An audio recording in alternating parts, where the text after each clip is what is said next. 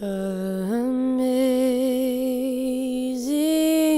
grace, how sweet the sound that saved a wretch like me.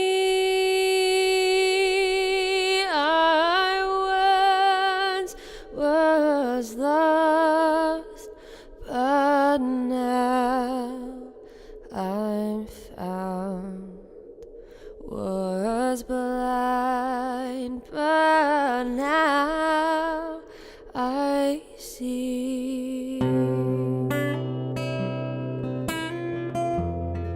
When I was a believer, when I was a preacher, much of my message was a denial of human nature, denial of who we are. We're all bad, we're all rotten, we're all sinners, we all deserve to go to hell, we all have to be under judgment, original sin, all of that like there's something wrong with us.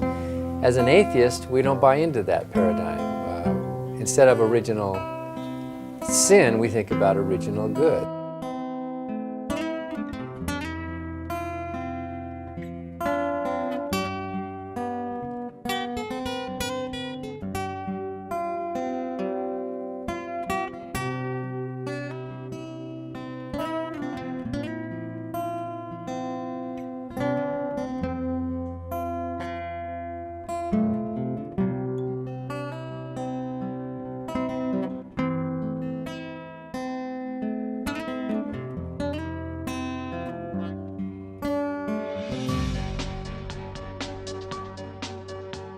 If you think the Bin Ladens of the world are bad, Bin Laden in his wildest imagination could not even begin to match the crimes of atheism that have occurred within our lifetime. It is atheism, not religion, that is responsible for the mass murders of history.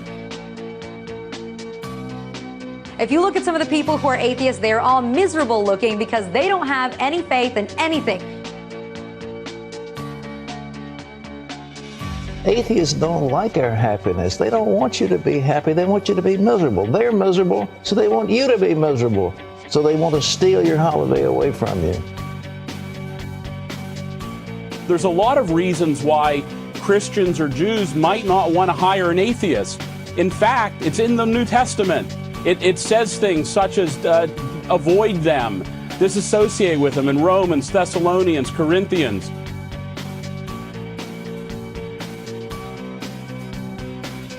Just about every atheist is a damn liar.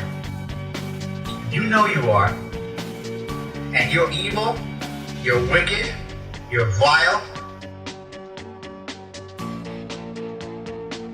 I do believe that atheists are parasites in the sense they're benefiting from everything that religious culture has built in America, but they're doing nothing to add energy into the system. You're sitting up here talking to a dude and he tells you he's an atheist, you need to pack it up and go home. You know, you're talking to a person who don't believe in God, what's his moral barometer? Where is it at? It's nowhere.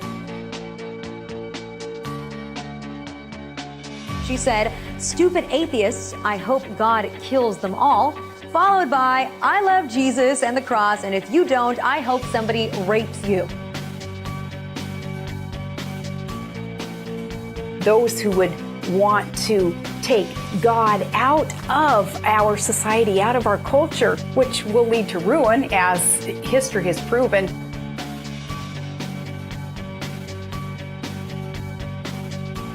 How can you have judgment if you have no faith? And how can I trust you with power if you don't pray?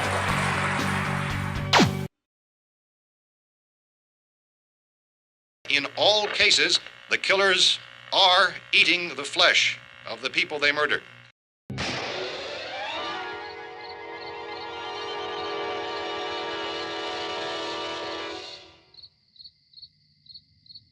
Many people seem to think that without God, life is meaningless, and that atheists are a bunch of immoral heathens bent on destroying the world, like the zombies from The Night of the Living Dead.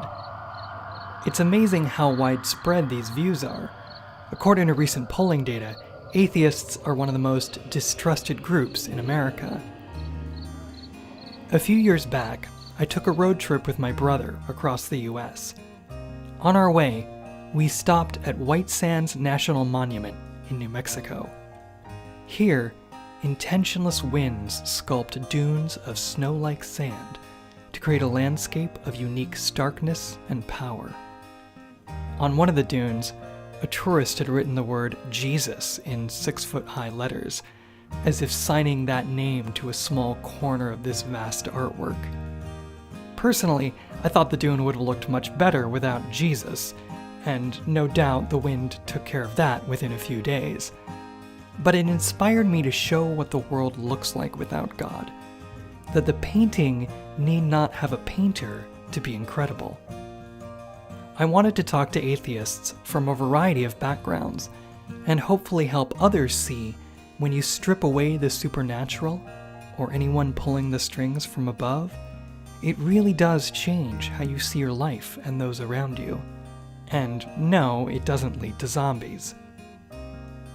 Recently, most of the public discourse about atheism has been about combating the religious ideologies we disagree with. I want to change that conversation. Instead of framing the discussion about what we don't believe, I want to talk about what we do believe. When there is no God, how does that affect how you see your life and the world? Of course, there are a variety of voices and opinions from those who are not religious. It's not like there's a set of rules we all agree on, and even the terms we use to describe ourselves vary from person to person, from atheist to agnostic to humanist. There's no pope of atheism calling the shots. However, there are themes and threads that run through many of our worldviews and the things we enjoy in life. Just having a long day and sitting down at the end of it with a glass of wine and some cheese and talking to my wife and watching a good TV show or going on a road trip and just having fun. I love coffee. Coffee, scrambled egg on toast in the morning makes me super happy. I like to garden. I love to see things grow and then eat them. That's great. I just love going climbing. I love being outdoors. I like traveling a lot. I like all the same stuff as normal people. I like eating food. I love art.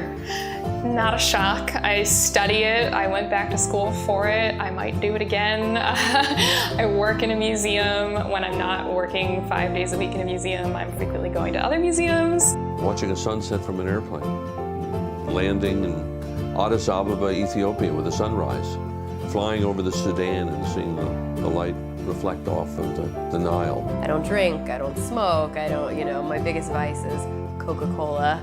I don't have a very eloquent way of saying it. I just love climbing.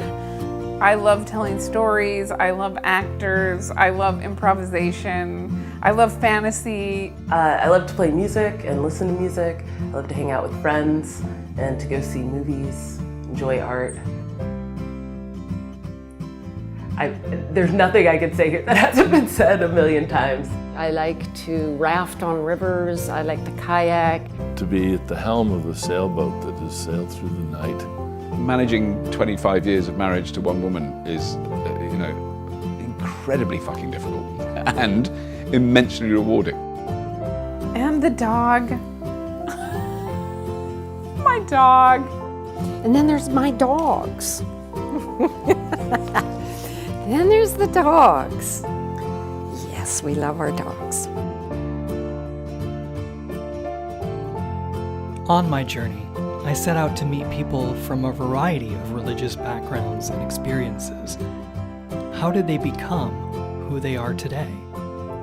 I preached for 19 years really believing it, really feeling like I was a soldier on the front lines of God's army and the world's going to end tomorrow and people just need to know. I'd gotten saved when I was about 5 or so and walked down the aisle at a revival. But when I became a teenager, I wasn't sure that, I was really saved, because how could you be saved at 5 when you didn't understand it and you're just now beginning to understand it? So in my teen years, I kind of rededicated my life to Christ, as many of the other people many of the teenagers that I was in church with did. I was born into the Mormon church. Both of my parents were LDS converts. I think they were raised Catholic and converted together when they got married. So it's all I knew from the time I was born. I was baptized at the age of 8, like most Mormon children are. I never did believe in God. No, I didn't.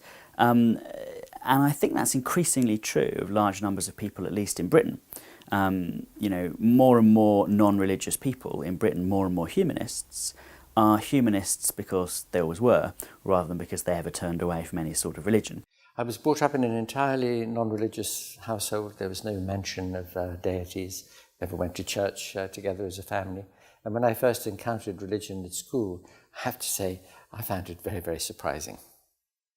I grew up in a household that was, in some respects, even anti-religious. My mother, who was not an educated person, but a very wise woman, did not think that there was anything but this life. There was a day when I realized that I definitely did not believe the typical traditional take on Christianity from the Bible, but I wasn't an atheist. I mean, I still believed, I just wasn't sure what I believed. So it was kind of more exploratory there about, oh, well, what parts of this could still be true? And it still didn't even hit me then that instead of following the evidence where the evidence led, I was trying to find any conclusion that I could fit the evidence around. So I grew up in Sudan in a very religious environment with strong conservative norms around in the community.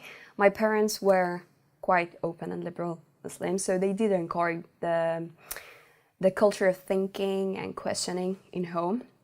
But of course, this wasn't the case outside, where you have laws restricting freedom of speech and belief. As a kid, I was taken to church, but it's hard to say that I was raised Catholic because I never cared about church at all.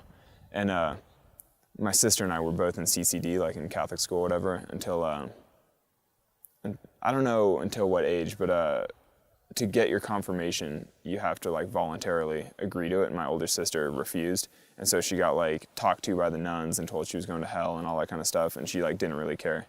And so mom just took us out of CCD after that because she's like, well, what's the point if you're not going to like actually go through confirmation and do those things?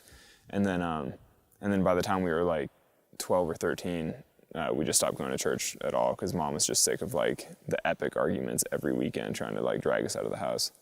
I was raised Southern Baptist in North Carolina. I was also raised with a lot of education. My dad is a professor. My mom taught me lots of Greek and Roman myths growing up. So I think I was perfectly primed to spring out of my religious shell right around the time that I realized I was bisexual in middle school. So combining all of those things, the details of past religions with the understanding of empiricism and the scientific method, with my own personal need for there not to be a hell or damnation based on arbitrary demographics and identity factors, made me really, really wanting there not to be a God. And then when I looked into it or thought about it critically over time, it turned out that that was actually the most probable explanation. So I was quite relieved not to have to deal with the charade of God and hell and all of that anymore. So I was raised Jewish. I had a bar mitzvah. I was sent to Hebrew school for several years, although I could not bear to sit in the classroom. So I remember spending most of my time hiding in the hallway or sitting in the stairwell. So when it came time to actually read the Haftorah during my bar mitzvah ceremony, I had everything written out phonetically, which many kids do. Didn't know the slightest thing of what I was saying or why I was supposed to be saying it. You know, it was more cultural than religious. Well, I went to Sunday school. I learned a lot of Bible verses and sang in a lot of choirs and learned a lot about the Bible, which was fun, actually. And went through a period when I was 12, 13, 11, 12, 13, when I got quite serious about it. I think I worried my mother because I went to a summer camp where there were Christian scientists, and I got fascinated with Christian Science. and talked to them a lot and watched them praying over people trying to heal everything from sprained ankles to ingrown toenails to earaches, with some success, not surprisingly. Whether this was spontaneous cure, remission, or whether it was placebo effect. So I got fascinated with that. I finally decided that wasn't for real. So I think by the time I was, say 15, it was pretty obvious to me that there was no God, that was all just a myth. I was both a sincere, deep believer and didn't look into it that much and didn't care about it that much, all at the same time. I always had a really healthy sense of humor about the Catholic Church, which I grew up in, and I think that's because my father did. And I was just raised in an environment where comedy was important and we could laugh at ourselves. That was important in our family. And we laughed at the church too. We laughed at the silliness of it, but we also didn't question it. So it was kind of a, you can make fun of people in your own family type situation with the Catholic Church. So I always had a sort of irreverent attitude towards religion and Catholicism. But somehow I also was a believer. I really loved the culture of Catholicism. I went to Catholic schools. I was really proud of it. Our family's Irish Catholic, so I really identified with that. It was really a cultural thing. I went to a Catholic university. I went to Villanova University. It's a Catholic university. It doesn't ask that you be Catholic, but it does ask that you take a lot of religious studies courses. So I have like 4 semesters of religion that I have taken and gotten good grades in. And, part of it was explaining what you believe. And I explained that I don't believe any of this religion stuff. And so it felt good to say it out loud. I went to Sunday school when I was a little kid in the village that we grew up in, which I remember really enjoying. I didn't mind going, where we'd learn the stories of Jesus and the parables and the loaves and fishes and all that stuff. My father was a very thoughtful, critical ethnic Scot.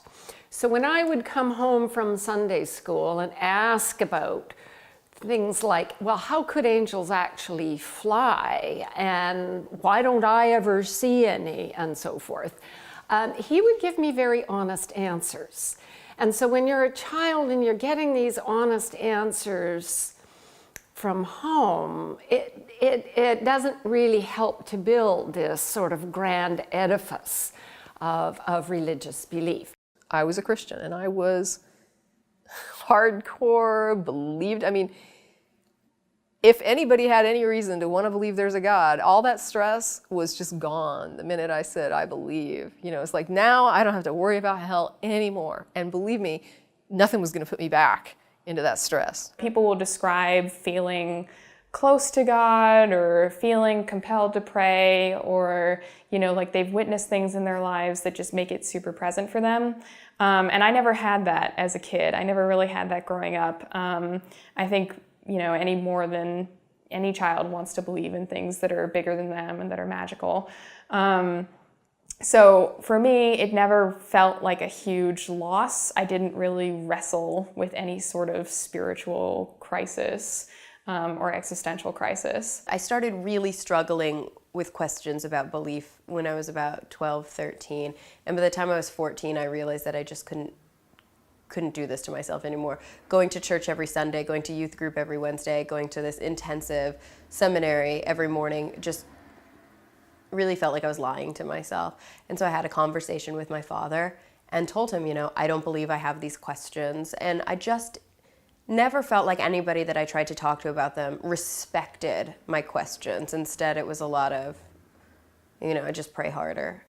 It's been awkward, and it's always a conversation that's hard. It's not like saying, I don't like this particular type of food. It's not like saying, I disagree about your favorite movie. You're questioning something that's at the core of people's beliefs and the way that people approach the world. And I understand, as a parent, that's particularly hard, I can imagine, to have your whole belief system, to have your child reject that. I also drew this drawing of God. So basically a man sitting on the sky and watering the earth with some giant palm trees coming out. And I did hand it in to the head of class, and he was really, really upset. He yelled a lot, and he told me that this is something we don't do as Muslims. We don't impersonate God or prophets. And I was also punished for a while. So I was suspended from the music and drawing classes for some time. And I still didn't understand why, because I did it with really good intentions as a child, and you could tell that it's a loving picture. It's you draw what you have inside. And at that point, I told my friend that I told my best friend at that time that I really have nothing in common with God. I don't want to be friends with him. He doesn't like puppies. He doesn't like drawing. That's it. Cognitively, leaving the church, leaving the Mormon faith was the right thing to do. It was the only thing to do. And once I made that decision, once I realized that this is what I had to do, it wasn't that hard to stick to my guns on it. But emotionally, it was really tumultuous, because when you're raised in the Mormon faith, that's your social support, that's your familial support, it's all you know. And so leaving it, you really feel like you're out on your own. All of that belief was just wanting it to be true. And there never was really anything there that I could demonstrate. And so at that point, and after, when you really do a critical examination and you're looking and looking and looking, and you're studying, and you're reading, you're learning, when you're interacting with people and they're asking you questions that you're trying to explain, what is God? What am I calling God? Ultimately, I had to figure out, what is this thing I'm calling God? And if it's not there, if I can't demonstrate it, then what the hell am I talking about? And it wasn't there, and I couldn't demonstrate it. And it seemed that I was talking about nothing. I couldn't explain it. I couldn't demonstrate. I had nothing.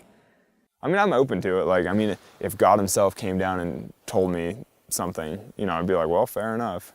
You know what I mean? Like, I suppose it could happen. Just like there could be aliens come down and tell me that, you know, whatever, that they created humans, or, you know, like all kinds of crazy shit could happen in the world. But that, you know, it doesn't mean I actually expect any of it to happen.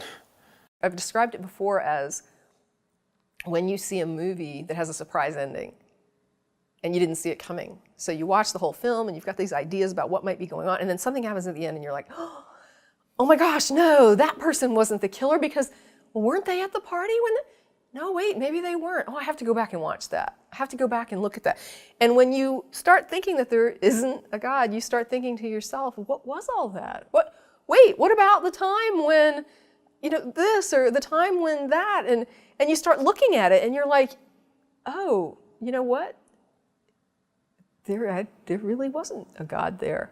And I think my story would be a very typical one to many ex-Muslims. You go through all this questioning phase, and then a bit of being an atheist in the closet, and then publicly announcing that, and that's when the actual trouble comes in. Although while you're on the closet, it's also difficult because you have to live this double life. But once you're out there and you're public atheist, there by law it's a crime in many places. I think more than 30 countries, punishable by death, imprisonment, flogging. I think it's very important for people to realize that there are people in all walks of life. It isn't just the scientist who says, well, you see, my science tells me. It isn't just the scientist. My mother was a domestic, a cleaning lady. She never was educated. She just felt that this was the only life there was. She looked more widely at things like, she appreciated magic for the magician and the magic, but she knew it was magic. I kept saying, so many smart people believe in this. There's got to be some information I don't know about. And after about a year, I had read everybody that could have anything to say on the subject, all of the fathers of the church, all the smartest people, and it wasn't even a debate. It was not even close. So, but being an atheist, not believing in God, was such a sea change of worldview that it changed my life fundamentally and forever.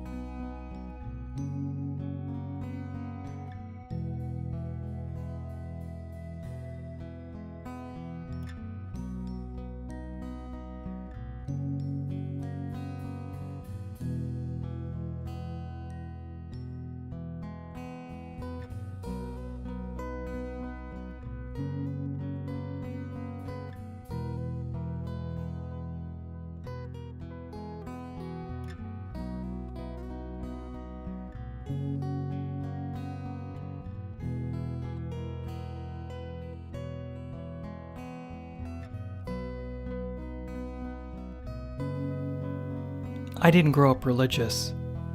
One way I feel connected to the world is through visiting beautiful places, like returning here to White Sands, the place that inspired this project. Here, religious and non-religious people alike stand in wonder at this breathtaking scenery, proving that you don't need a god to appreciate the beauty of the natural world. So what do people get out of religion? How does it benefit them? Why go to a church or a temple when you could just come to a place like this? The church does a lot of things that doesn't have anything to do with believing in God. One thing that it does is it gets groups of people together, and groups of people do better than individuals. So that's just part of our history. Tribes lived better than one guy by himself out in the forest. So groups are important. While I was a Southern Baptist, I could move to anywhere in the United States and have a built-in, ready-to-go new social network waiting. Hey, where do you go to church? Oh, I go to this church here. Or I just moved down, I don't have a church. Oh, come to our church. Bam, you're instant friends. You share an instant connection. You have an instant community that's ready to support you no matter what. Well, not really no matter what, as it turns out, but at least initially. Having a book club, if you've ever been a book club, is just like being a Unitarian, because you go there and you don't talk about the book most of the time. You know, you do it a little bit at the time, but it's a social gathering excuse. The few people that I know who are religious, I feel like are more in it as social clubs, which is fair enough by me, you know. Like, I don't really mind if people do sign up for cool little clubs like that and hang out and do bake sales together and whatever. You know, as long as they don't claim that their religion is making actual claims about the real world. It's absolutely clear, I would say, that most of the reasons why people go to church is not because they either have some revelation or some logical evidentiary-based reasons for believing that God exists and I better do what he tells me. It's because of social reasons, one way or the other. Either maybe personal reasons, maybe an inner quest or something like that. But a lot of times it's for that notion of community.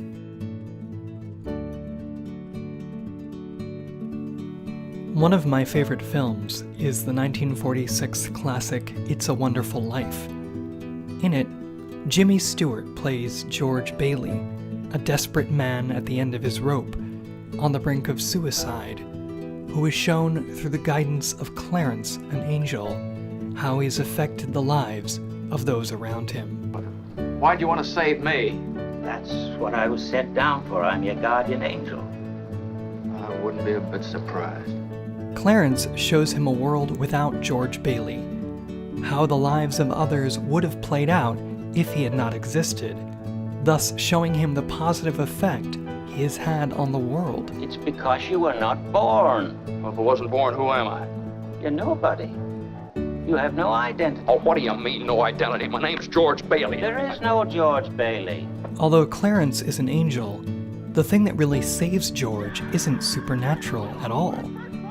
George regains his joy and hope not because he's touched by a heavenly visitor, but because he realizes how he has touched the lives of others. Clarence merely shows him the difference he's made by being a good man. And these things aren't unique to religion. They're part of what make us human. In fact, they're not even unique to humans. Having a sense of morality or caring for others is not an exclusive behavior for humans only. We share this with lots of other genera, particularly upper primates, and other orders as well, so certain mammals and certain birds. So claiming that the source of morality and community is religion is simply not true. What is true is that religions do encourage this, but so do lots of other thoughts and schools as well. And this whole charity, giving others, working with communities is now a professional sector where you have actual guidelines, you have proper training to produce people who can actually work on this. So it's something that's out there across many other sectors, not only the religious ones. Myself, and I'm pretty sure lots of others, do not really need someone, a god, to poke them to, love their families, to make friends, to clean your neighborhood, to give up your seat for someone who's less able to stand in public transport. These are things we do and have developed as an intelligent species through history and civilizations. It's just, I think it's simply something we share as humans, regardless of our belief systems and differences. It looks like humans have been on the face of the planet for about 200,000 years. For most of that time, we have not had anything like organized religion. So for most of the history of human beings on the planet, they've had these perfectly meaningful lives, hunting and convening to cook the food and having their babies and loving each other and seeing beautiful things in nature and watching the development of birds. And so it obviously is not a deep need that all humans are sort of innately born with to have a religious belief. When I've heard religious people go further than just the blank claim, you've got no meaning in your life because you've got no God, and when I've heard them try to describe the sort of meaning that they get from their idea of God or from their religion or whatever, there doesn't seem to me to be anything there that I don't have. The connection with an idea that goes beyond oneself. Well, I think I have that. I think I have that in the sense of connections I have with people around me who are special in their own right, but also in relation to my connectedness with them. So I think I have that sense of going beyond the self in that respect. I like to think I have some notion of connectedness with the whole of the rest of humanity in the world as well. One of the things that, modern technology and modern media and globalization has allowed us to do is to feel more connected with the whole rest of our species on this planet in a way that we've never been able to feel before. So I'd like to feel I had that sort of connectedness that went beyond myself. And I don't know whether this is because in my academic time I was a historian, but I also feel some sense of existence beyond myself in the idea of being part of a longer continuity of human beings as well. I think the idea of looking back and seeing behind us sort of the countless generations of people whose struggles have brought us to where we are today, and looking forward and thinking of the people who will come after us and taking the imaginative leap of sympathy to put ourselves in their position as well. I think that's a sort of transcending of one's own self that I feel, if it doesn't give my life meaning and joy, at least gives it some sort of shape. It allows me to conceive of myself and my position in things in a certain way. And those seem to me to be the same sort of feelings that some religious people, at least, are talking about when they're talking about the connectedness that they feel to something beyond themselves.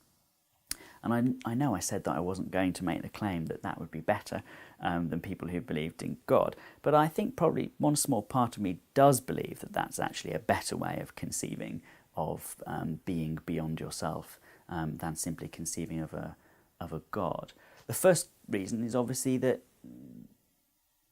there's a much better basis for feeling connected to other people than feeling connected to God. There's a lot more evidence that other people exist, for a start. You'll be more secure if you try and tie your sense of personal transcendence to other people, either in the past or in the future, or the people who are all around us now, simply on the basis that they do obviously exist.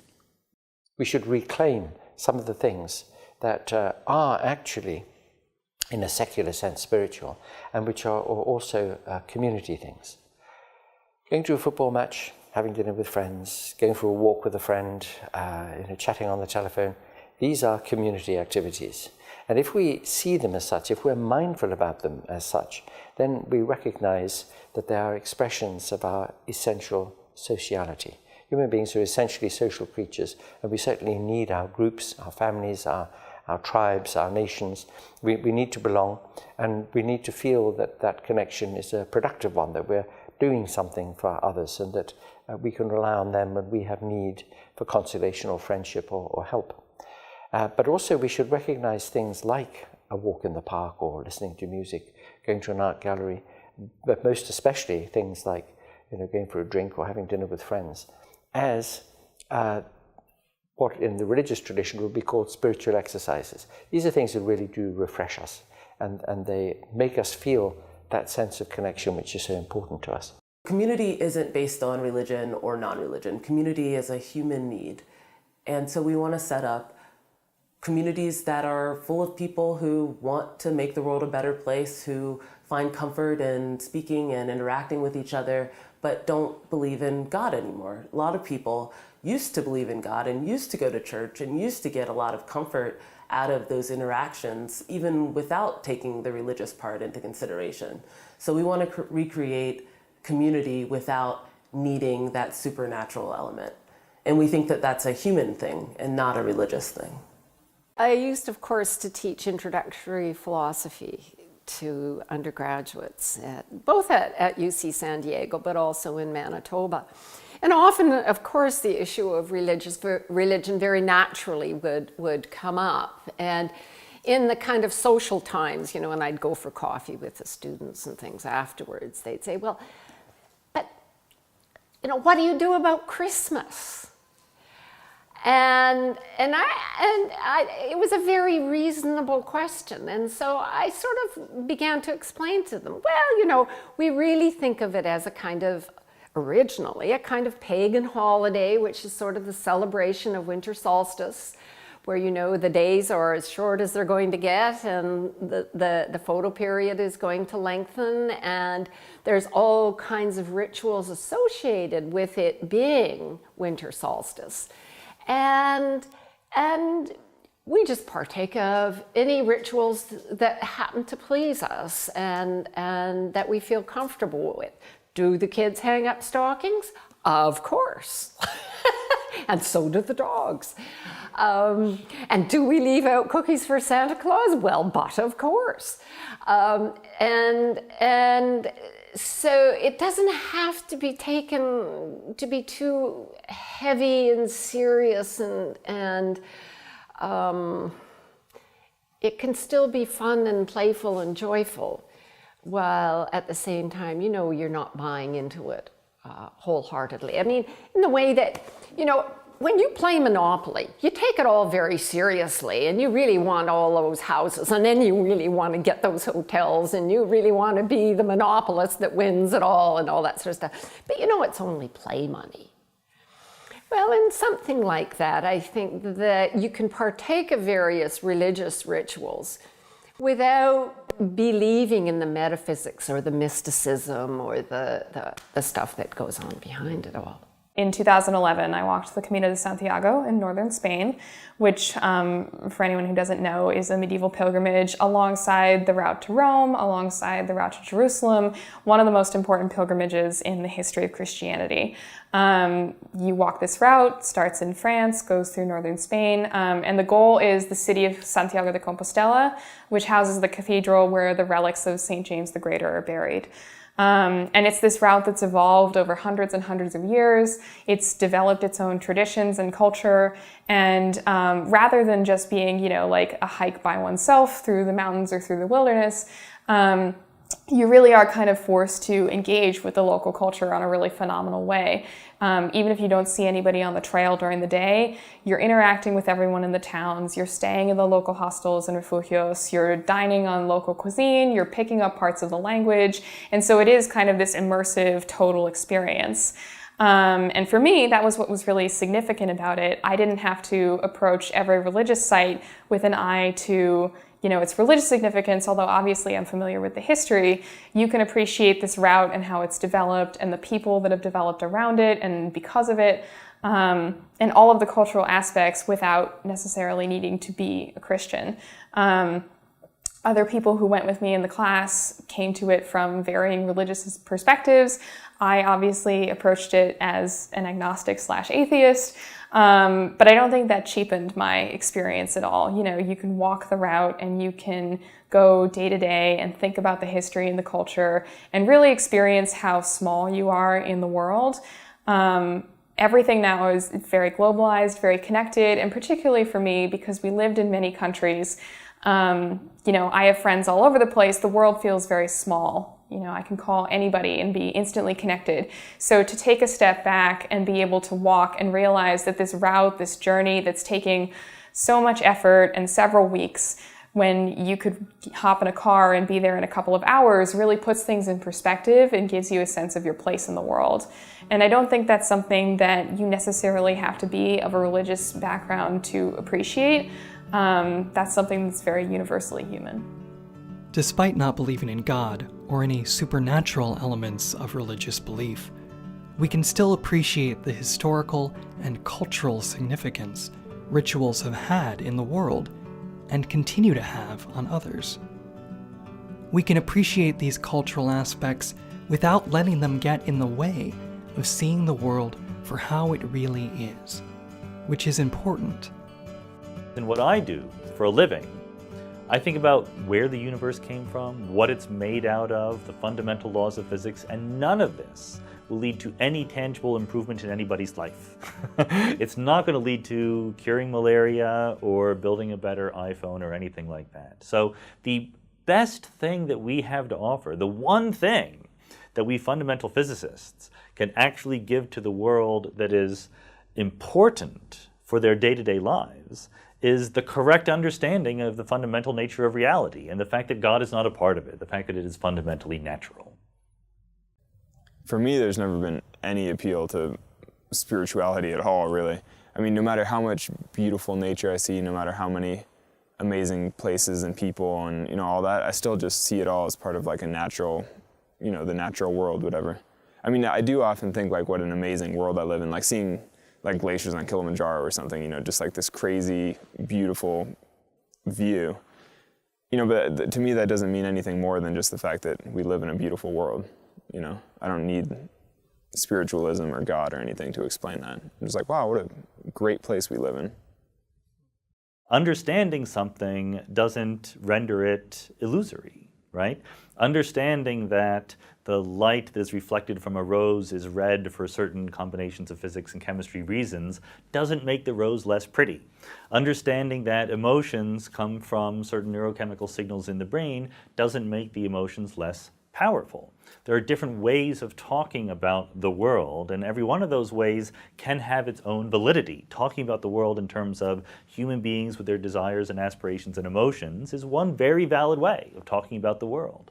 Talking about it in terms of neurochemicals and organs and biology and evolution is another way. Talking in terms of elementary particles and atoms and the standard model of particle physics is yet another way. And they're all simultaneously true and compatible with each other. You don't need to say that for there to be true emotion or true meaning, we need this other realm of existence. That's just a mistake. The more I've understood about how the universe works, the more that awe has come and the more joy, rather than it going, oh, it's just clockwork, the sun's there and we go around it every year and all that stuff. No, I think that's amazing. How that is extraordinary how that's happened, and how humans have come to understand that, and how the human mind has been able to comprehend that, because it's much easier to think the world's flat and then there's a man with a wheelbarrow and a bright light and he walks around in a big staircase. I think that might be true. Some people might say, why not believe in the supernatural if it makes you happy? Aren't religious people happier, for example, believing that paradise awaits them in the afterlife? Life is like its own reward. This idea that some people have that atheists must be nihilists who have no purpose and are all dour all the time, and oh, this life has no meaning and purpose, and why don't we just end it all? I cannot grasp that. I tell my daughter, you should practice your piano or whatever she's supposed to be doing. Is that my daughter finding purpose and meaning in her life? No, she's doing what I told her to do. But eventually, she'll be an adult and she'll have to find her own things to do. So to me, when people say they have meaning and purpose because of God, I feel like they're caught in a sort of adolescence, because they're taking their cues from this idea of a person telling them what they should have purpose and meaning about. Just because you don't have religion doesn't mean you don't have a full wonderful life. And all these things that they pretend to offer that they have, that it's like sublime, or these feelings, you can have those same things as a non-believer. Even better, because you're appreciating them for what they are. You're not pretending that these feelings you have are somehow transcendent or connected to the cosmos, as if that would somehow make them more real. You can claim that in the end you're going to be dead and nothing you did mattered. Well, it won't matter to me anymore because I won't exist. It matters to me while I'm doing it. Saying that there's no purpose in doing any of these things because ultimately, you'll be dead is ultimately the universe is going to suffer heat death and nothing anybody ever did will make any difference. But I have a car that I purchased this year after driving my old car for more than 16 years. That old car is going to end up in a junkyard rotting. Was there no purpose in me buying that car? No, I used it for 16 years. I got lots of value out of it. I'm hoping to get similar value out of this car, which will eventually end up in a junkyard, rusting, useless to anybody. It'll eventually decay, blow up when the sun takes out the earth.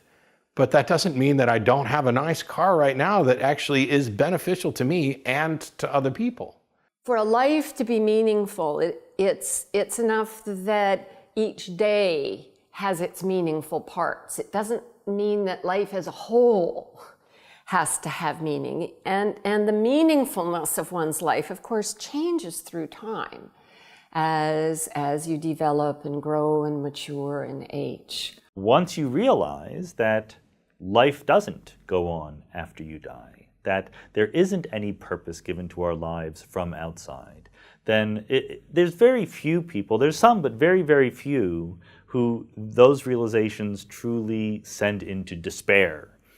Usually the argument that you should despair, if that's what you think, comes from religious people. It doesn't come from actual atheists.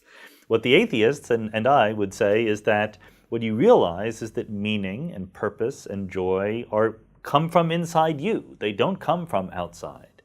And that is a challenge. It's a challenge. You have to be courageous. You have to accept the world as it is, but it's also a great liberation. Once you realize that you don't need to obey the rules that someone is giving you from outside. You don't need to live up to anybody else's standards, that you make the standards, that you create the goals, that you decide what is meaningful or not. Once you get that, it's enormously freeing, I think. I think, especially being raised Catholic, I'm sure it's true for other religions, but for some reason, I was inculcated with this idea that you were always earning brownie points with some person in the sky. And I still struggle with that. And my husband points it out all the time. Like, I do things really well that don't matter. Like, I iron t-shirts and I have this good girl. I have this idea that somebody's looking at me when no one else can see me, when I'm on my own.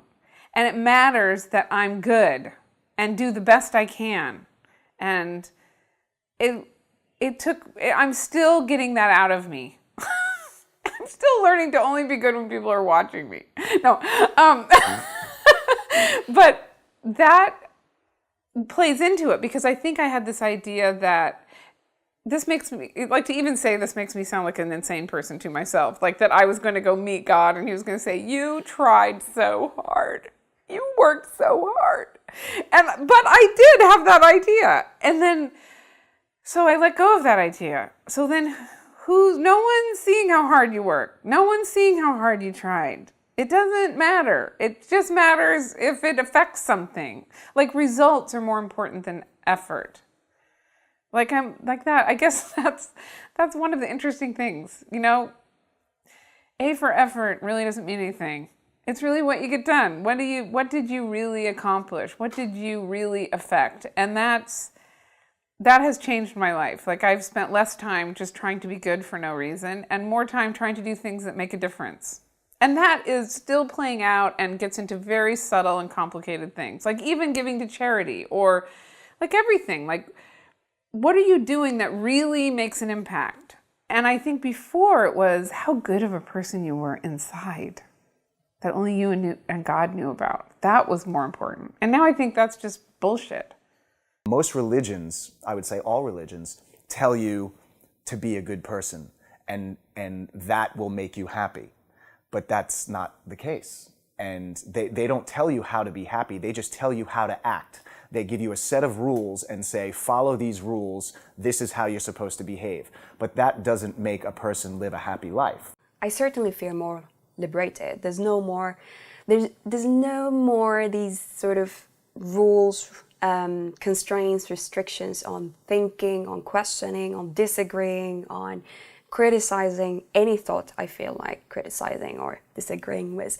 And I can openly speak about any idea that comes to mind. So that's amazing. There's also this idea of there is no more one right, holy belief system, idea, or race. And this sort of takes you well away from the very centralized and narrow view religions view life through. So instead of seeing life through a very tiny hole, you zoom out, you see the whole picture, and you get to enjoy and get exposed to all these diverse ideas, thoughts, cultures, learn about them, learn from them, contribute to them. And at the end you get to choose and then focus back on what suits you. I am super nerdy and I have a lot of really nerdy tattoos. You know, I've got like a dinosaur fossil on my arm, and my most recent tattoo is down my ribs here, and it's a quote from Carl Sagan, and it says, "We are a way for the cosmos to know itself." And that really resonates with me because my personal interpretation of what Carl was trying to say is that because there is no greater consciousness, because there is no God, no cosmic consciousness, no, pseudoscientific energy source that's running around that can think for itself, since we are made of the same stuff, the same molecules that were created, in the explosions of the stars, and we ourselves have evolved this incredible ability to contemplate our place in the universe. Since we can contemplate ourselves and we are made of the stuff of the cosmos, by transitive properties, we are a way for the cosmos to know itself, because without us, it can't know itself. And of course, that puts us in this very special position, and I'm not saying we're the only ones. There may be other forms of intelligent life that we haven't come across, that we don't even know about. There may be whole civilizations that have risen and fallen, but those of us with that very special gift, I think, should respect it. For billions of years, atoms have formed molecules, molecules have formed into cells, cells have evolved into the complexity of life we see today, including humans, each one of us a small piece of the universe, made up of the same building blocks as everything else, but with this amazing ability to actually look back and explore how it came to be. We are not fallen and in need of salvation, nor are we chosen by the divine for some special purpose. Instead, we have evolved an ability to reflect on our own existence as part of the universe, rather than created for it. Of course, meaning in your life doesn't have to come from some metaphysical reflection of the universe. It can come from how you live your life every day, and the simple day-to-day activities you do. Well, what gives my life joy and meaning, I think, is what always has for humans always, and probably for many species of hominin always. And it's not very complicated. And I think we know that about happiness and meaning, and that we know that it has to do with having close attachments, having family and those that we love. We know that it has to do with having work that you can take pride in. And it really doesn't matter very much what that work is. I mean, it can be, from some perspectives, quite menial, but it can still be something in which you take a great deal of pride. We know that that's really important. People love things that they find beautiful. And it can be a very expensive thing and an exquisite thing that somebody is, you know, a high-end connoisseur of something and appreciates like some very expensive, valuable, rare, well-crafted piece of something. Or it can just be as simple as, I used to have that when I was a child. And I can't believe I've seen this now in the thrift store. I haven't thought of this thing in, you know, 30 years. And you can't believe that you're looking at this thing that you used to love. Yeah, for sure I've had moments of, you know, sublime bliss, whatever you want to call it. Like, generally in places with epic vistas, you know, or on top of some mountain, or sometimes after a hard day of climbing or something, you get to the top and it's sunset and everything looks magical. And, you know, for sure I've had some magic moments, like, in nature, or just out hiking, whatever. I mean, I've probably had more moments like that than most, really, because I live in places like this all the time, you know, and I'm like outdoors doing this kind of stuff all the time. When you listen to a Beethoven symphony, for example, I mean, that seems like a cliched choice, but Beethoven really moved things on in music, and the sound world that he created, same is true also of Wagner, or any great innovator in music. You're astonished at how the human brain could conceive something like that and hold so many details and elements. Then I think about the great creative works in science, Einstein, Niels Bohr and others, who have really gone so far into cracking the secret of the structural properties of our material universe. Or when I think about the great poets, or when I think about some of the extraordinary works of art that the human hand and eye has produced, I'm overwhelmed by all the best things that human beings are capable of. I think sometimes in thinking about life, we forget how really important it is to have those playful times, not just as children, but as we grow up. And of course, so part of the reason that I enjoy the dogs is that they're so much fun to play with.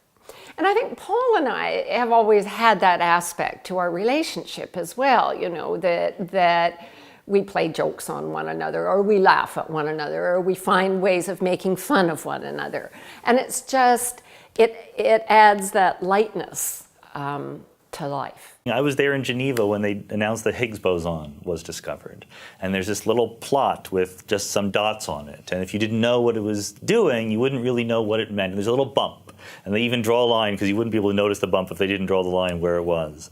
And I understand that this was an idea that people had in the 1960s, that given what we know about the weak interactions of particle physics, there must be this particle, and we will spend decades and billions of dollars, and thousands of people will devote their energies to finding it, and there's this little bump, you know, $9 billion later. And just both the fact that it's there is awesome, but also the fact that human beings, by thinking about how we could sort of fit the constraints that the data gave us, were able in the 1960s to project ahead over 40 years and say there must be this little bump in the data someday that we will find. The ability of human beings to figure out the world never ceases to amaze me, and I've been lucky enough to sort of be a very, very tiny part of that in very minor ways, which is a great privilege for me. I think we did a thread one time on a social networking site that I'm on and talked about the idea of sprinkles on ice cream or sprinkles on a cupcake, and how really they're either at best tasteless, right, or at worst kind of nasty tasting. And yet when you have something with or without sprinkles, everybody wants sprinkles because they're so happy. They just bring happiness to the cupcake or to the ice cream. And there's nothing, it's not, you know, a costly thing. It's just about the joy of the color and the joy of enjoying that. It's almost like eating confetti. When I was quite young, I lived in Africa, and the African sky at night is unpolluted by light. And when you look up into the heavens of the southern hemisphere, you see a brilliant array of stars. It really looks as if that black velvet background is, studded with jewelry, scintillating away. And I used to be amazed always. And the great clarity of the night sky, too, meant that when the moon was full, you could see detail on it with the naked eye. So that sense of being in a vast place, as the continent of Africa is, with all its, wildlife, and that great sky above us, that great ceiling, so brilliantly lit up, you could read by the starlight That was always a source of wonder. And the world has continued to be a source of wonder ever since, because, you know, it doesn't have to be the Grand Canyon, although that's a marvelous thing. It could be a city street, it could be the face of another human being. Everything is full of wonder. I feel like I can walk into a church and I can understand the context and I can be interested in how and why things were created without necessarily agreeing with the mentality of the person creating those things, the person commissioning those things. So for me, I love churches. They're gorgeous architectural spaces. They are poignant testaments to the culture surrounding their creation. They were obviously significant to a community, to a group of people who worshiped there, who worked there, who grew up and lived around it. So I think to ignore the building because one doesn't agree with the mindset behind the building is short-sighted.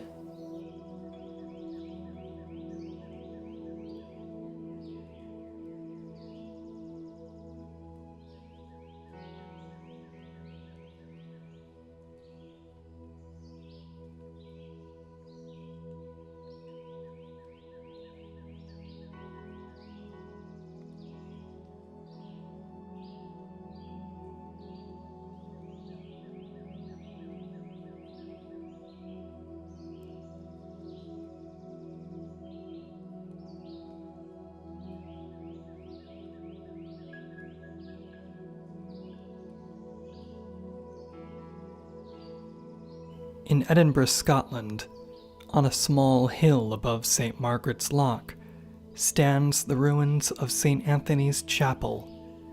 Built in the Middle Ages, all that remains is one wall of the structure.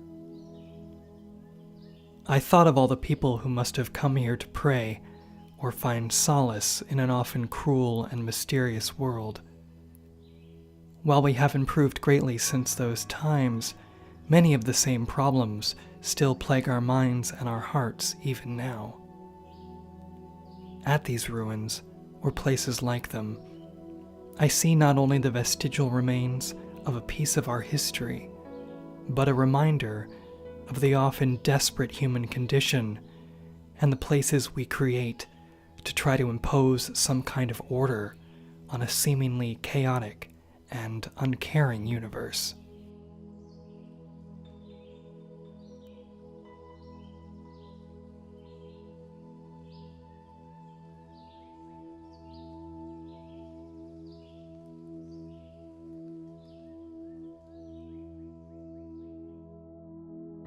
C.S. Lewis once wrote, "God whispers to us in our pleasures, speaks in our conscience, but shouts in our pains. It is his megaphone to rouse a deaf world." I would say these sacred spaces act as our megaphone to rouse a deaf God.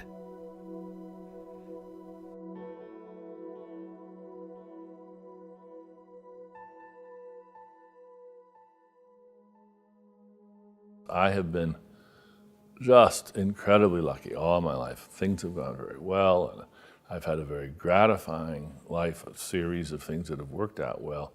And not everybody's like that. There's a lot of people who've just suffered and suffered and suffered, and they've had misfortunes for which they're not responsible.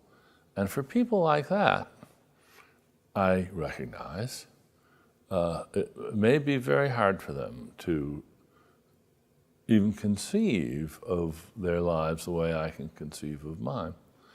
And for them,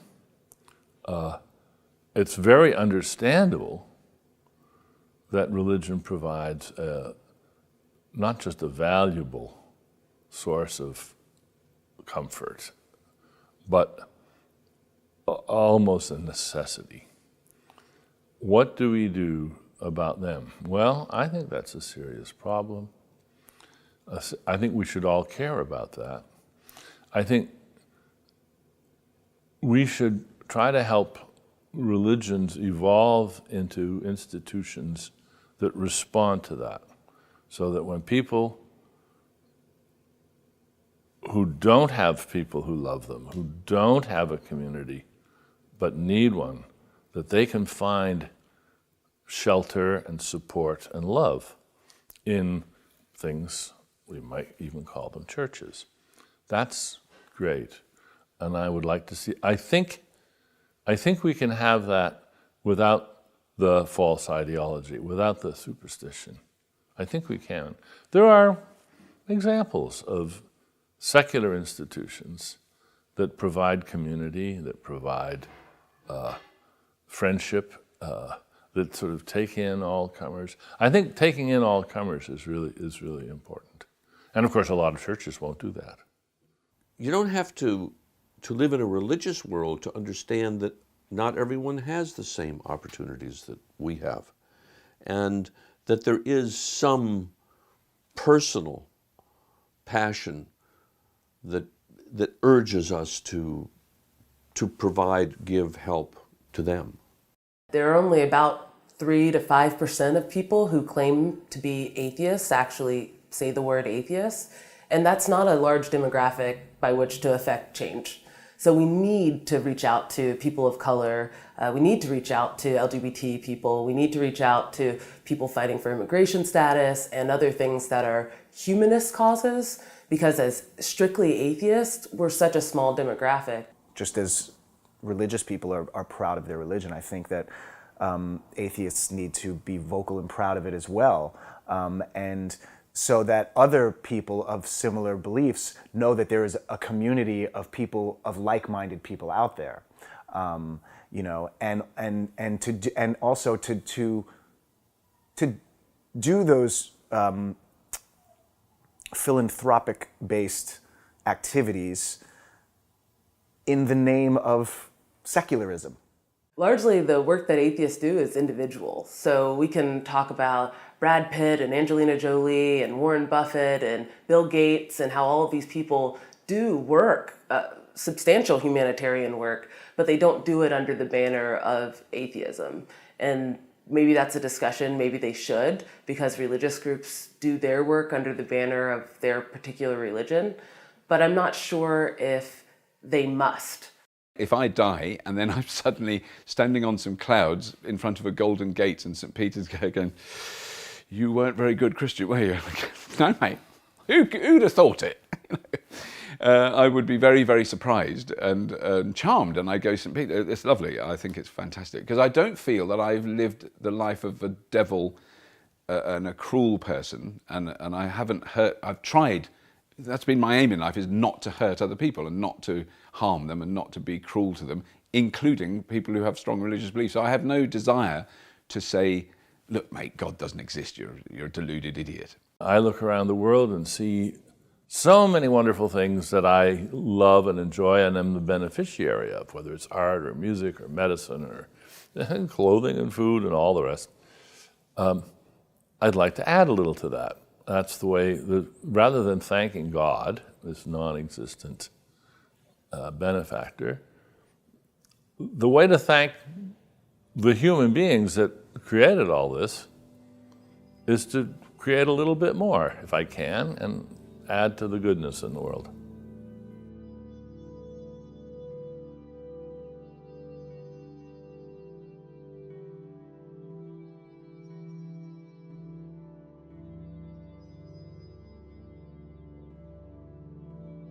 In the Pantheon in Rome, once a temple to the Roman gods, now a Catholic church, one thing that stuck out to me was the image of Christ on the cross. One of the comforts that many religious traditions provide is a transcendence of death, that despite the pain and suffering of this life, a better life is yet to come, and that our wrongdoings are forgiven through his sacrifice. However, I don't believe in a God or an afterlife. I believe this is the only life we have, and so I see the crucifix in a very different way. People who die are gone forever. On the surface, that might seem cold or uncaring, but I think quite the opposite. Viewing life as finite enhances our responsibility to help others and reduce suffering. For me, there is no silver lining in the crucifixion of Christ. seeing someone being tortured is not a symbol of redemption, but a horrific display of the cruelty we are capable of inflicting on one another. If Jesus didn't ascend into the clouds for an eternity in paradise, he died a painful and agonizing death. I see the crucifix, a powerful reminder of how fragile our lives are, and yet how infinitely precious. It's interesting because as a kid, you don't really, I at least didn't really think too much about the crucifix. Like, of course it's present and you see it and it's very sad because Jesus is dying, and you do reflect on like, oh, okay, he died for me and that's really significant, and oh my God, what a sacrifice. And but it was never really something that I spent a lot of time reflecting upon any more than just a symbol of that sacrifice. And I think, I can't tell if it's a transition to atheism or if it's just my getting older, but crucifixes now seem a lot more garish. And particularly because I know what I know about other religious traditions and about, how things change throughout history and, throughout culture. I see, it's much more of a symbol now, and I focus much more on the brutality of it. Which is not to say that everybody who displays a crucifix intends for that kind of visceral reaction, but I do think it's sort of inescapable. You have this story of this like horrible thing being done to this man, and then to have the symbol be ever present. I understand why it is where it is. I understand the significance, but it's something that catches my attention much more now. So if we've learned anything from neuroscience, it's that my memories, for example, are stored in bits of material, bits of brain, of neurons that are connected in certain sorts of ways. And we know that if those connections are destroyed, my memory vanishes. And we know that personality features are like that too, that I can be hot-tempered or calm, or patient as a result of the circuitry. And you change that circuitry, you can change the personality. Okay, so suppose then we think about the time that the body dies, the brain dies. What happens with the brain dying? All those connections vanish. All that information that made me is gone. So what would it be for me to survive that? There isn't any me there anymore.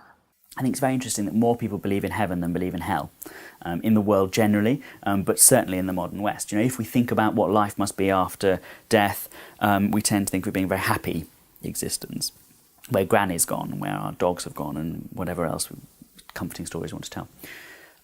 But in fact, the other possibility is that a continued existence after death might be a quite dreadful one. And this is not an untypical idea in the cultures of the world. If you look at what the underworld was thought to be like in ancient Greek societies, it was a far from pleasant place. It wasn't heaven.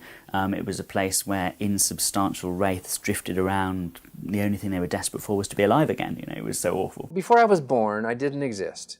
Didn't bother me one bit. For however, maybe it was an eternity. After I'm dead, the same will be true. We live now. This is when our life matters to us. And when you're dead, you're dead.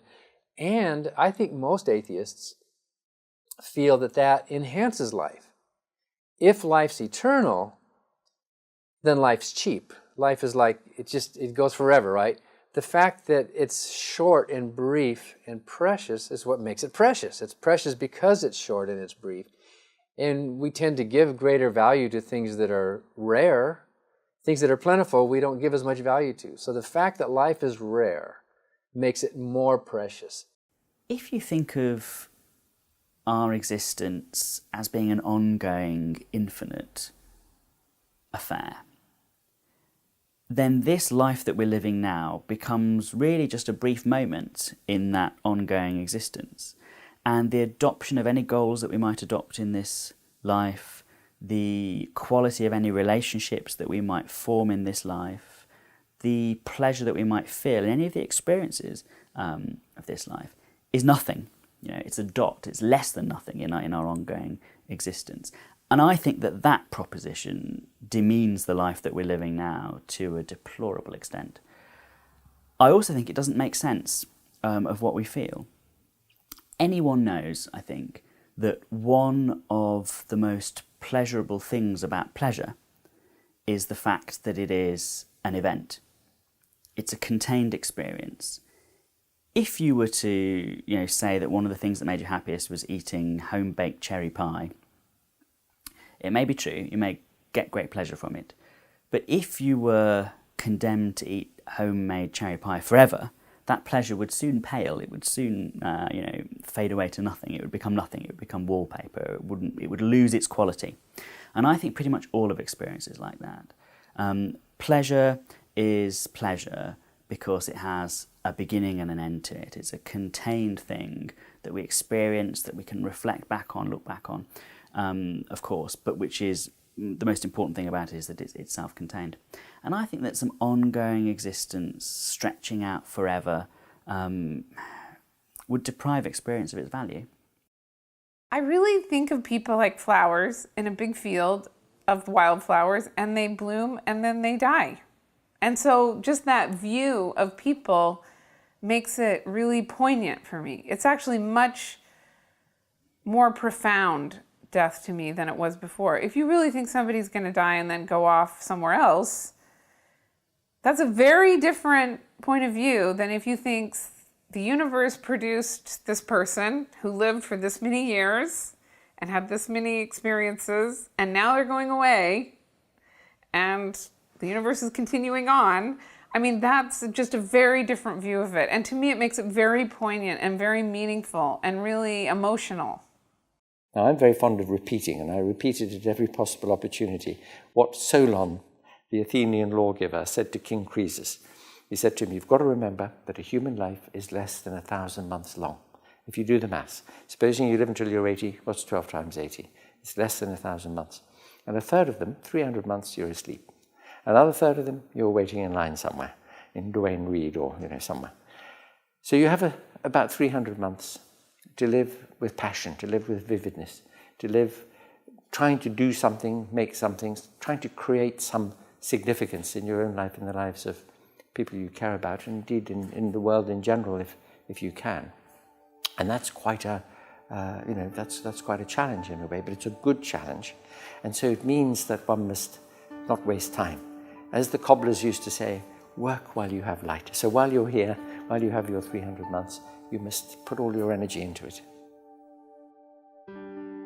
In the shadow of the Acropolis, in Athens, the great philosopher Epicurus was in great pain. He wrote to his friend Idomeneus, I write this to you while experiencing a blessedly happy day, and at the same time the last day of my life. My continual sufferings are so great that nothing could increase them. But the cheerfulness of my mind, which comes from the recollection of all my philosophical contemplation and the memory of our past conversations, counterbalances all these afflictions. He had cancer. They don't know what, this was ancient Greece, but he was in a lot of pain. He had physical pain at the end of his life. And he would just sort of meditate on the happiest times of his life as a way to mitigate the physical pain. And that was a really profound thing for me. I thought, what if you sat and said, if you were going to die tomorrow and you had this time to think, if you were thinking, what were the 10 greatest moments of my life?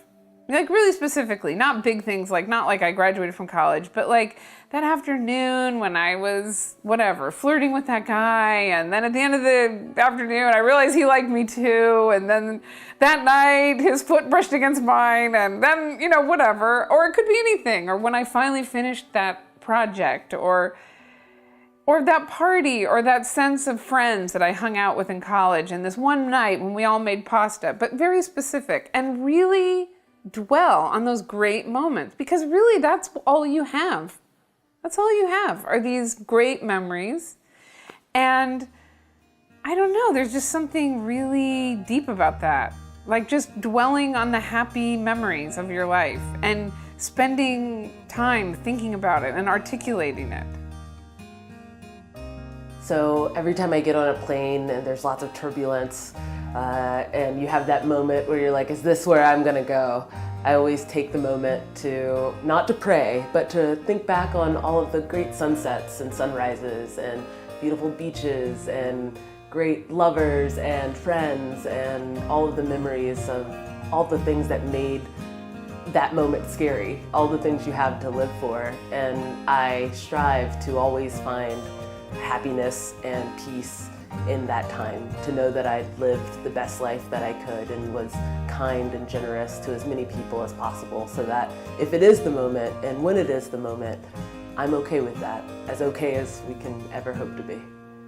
People ask me, like, aren't you worried about what happens after you die? Aren't you scared that this is the only life you get? And I feel like that makes this life all the more precious, that I have a finite number of years and I have a limited chance to make an impact and to do things that are interesting with the life that I've been given, the life that I have. I don't know, which is not to say that people who believe in an afterlife necessarily take things for granted, but I automatically don't have that option. You know, I can't say, well, it doesn't really matter what I do in this life because I'm going to be granted access to heaven and have a chance to do good things for eternity. I've got one shot. I've got one shot at my teenage years, I've got one shot at my 20s, I've got one shot at being a parent, I've got one shot at old age and making a difference in other people's lives. I don't get a redo.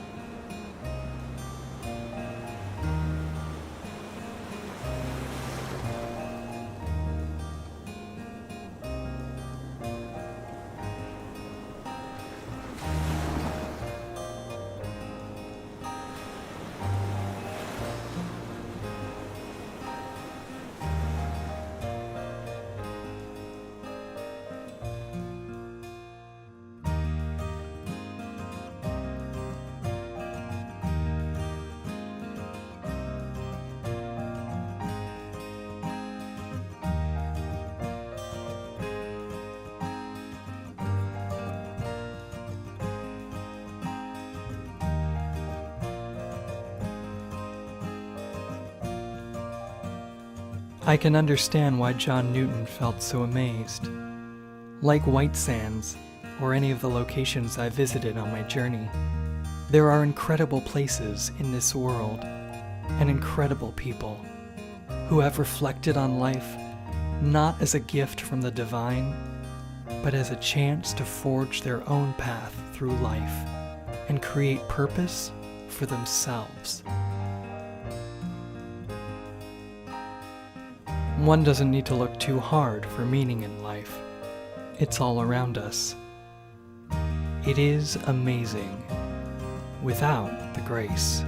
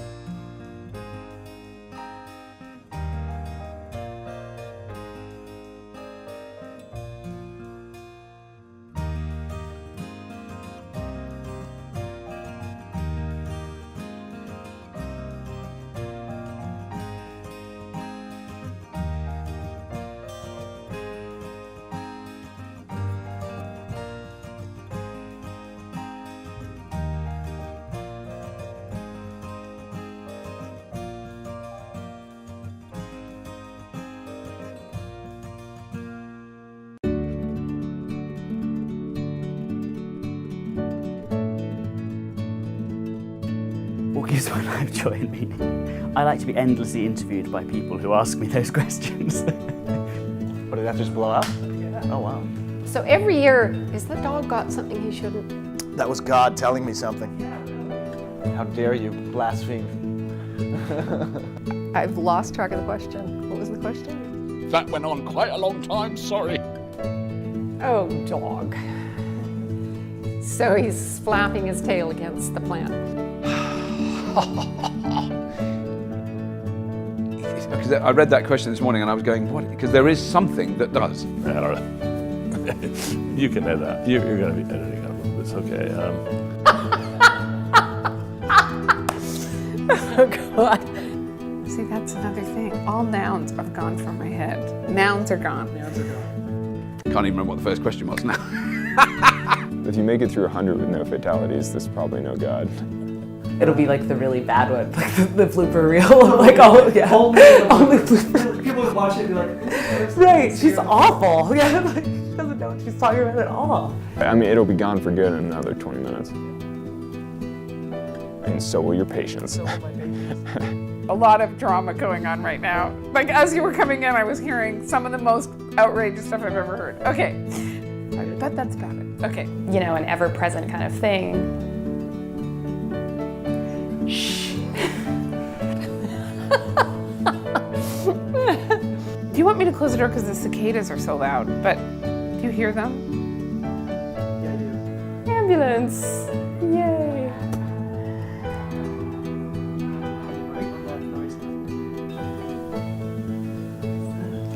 A bike, something with wheels.